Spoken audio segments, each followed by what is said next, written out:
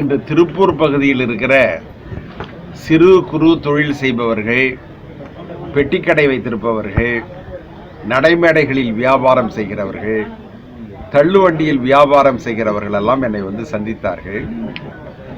கடந்த 5 மாத காலமாக வியாபாரம் இல்லாத காரணத்தினால் அவர்களும் சிரமப்படுகிறார்கள், அவர்களிடம் பணியாற்றுகிறவர்களும் சிரமப்படுகிறார்கள். எனவே இந்த நிலையிலிருந்து அவர்கள் விடுதலை பெற வேண்டும் என்று சொன்னால் அவர்கள் வங்கியில் பெற்றிருக்கிற கடனுக்கு 6 மாத காலத்திற்கு வட்டியை தள்ளுபடி செய்து தர வேண்டும் என அவர்கள் கோரிக்கை வைக்கிறார்கள். இந்த கோரிக்கை மிகவும் நியாயமான கோரிக்கை.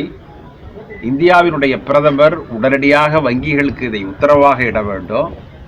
தமிழக முதலமைச்சரும் தனக்கு இருக்கிற செல்வாக்கை பயன்படுத்தி மத்திய அரசிடம் பேசி 6 மாத காலத்திற்கு வட்டியை மட்டும் தள்ளுபடி செய்தால் அதன் பிறகு அவர்கள் வியாபாரத்தை மீண்டும் துவக்கி மூலதனத்தை செலுத்தி விடுவார்கள்.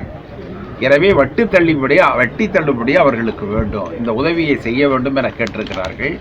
தமிழக காங்கிரஸ் அதை ஆதரிக்கிறது.